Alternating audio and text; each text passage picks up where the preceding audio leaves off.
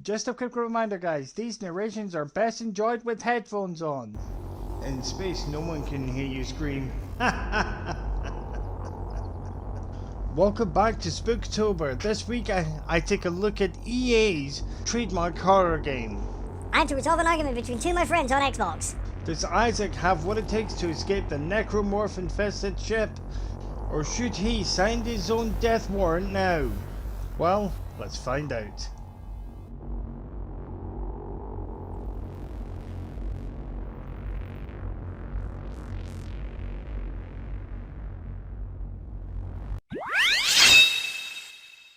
Visceral Games' Dead Space series is one of the rising stars of the survival horror genre. Taking inspiration directly from the world's famous Resident Evil, the game is set in space. You play Isaac Clarke, who has survived the events of the first game, who finds himself on a psychiatric hospital on a space station on one of Jupiter's moons, Titan, which suddenly was caught in the middle of an outbreak of mutated, reanimated corpses, the necromorphs. It is up to you to contain the outbreak and stop the necromorphs from spreading any further. The accessibility scores are as follows. Right, to kick off proceedings, visibility give it 10.5. First off with the negatives. There are no colorblind modes available, but this game is colorblind friendly enough as it is.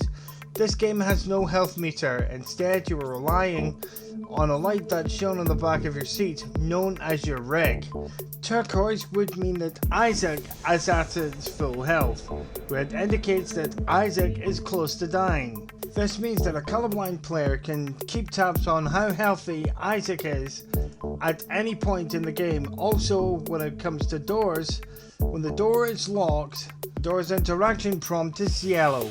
Also, a text notification should appear in the middle of that prompt, so a player with a visual impairment will find it somewhat easy to play. Next on the agenda, audibility give it 10. This game has in-game subtitles which can be activated and deactivated via the game's options menu, so a player with a hearing impairment should be able to understand what's going on as the story progresses. Next up, mobility is scored a diabolically low 5. This game is extremely difficult to play for a player with a mobility impairment. The mouse and keyboard controls can be fully customized, but there are certain actions, for example sprint, cannot be defined to a mouse button. There is controller support available for this game, but there is no legacy stick layout available. It's more player than the original entry of the series, but mobility impaired player will find it quite difficult to play this game, so you might want to give this game a miss. Last but certainly not least, gameplay, I gave it 7. Although the Dead Space series may not be the most scariest game I've ever played, it still is a fairly decent game. The game's reliance on action than actual horror is a setback at best. The deep space setting adds to the feeling of loneliness and isolation that the majority of the survival horror games on the market is built upon. The atmosphere created during the game is somewhat unsettling, but the game's reliance on jump scares is somewhat cliched from games such as the Alien series, as it ruins the feeling that a horror game experience should be built on. In summary, Dead Space 2 is not exactly the best horror game that I have ever played. As I have said before, the game's reliance on action than horror makes the game repetitive as you fight your way through the various environments that you will encounter when playing this game. However, the game's dismemberment mechanics makes this game stand out from the crowd.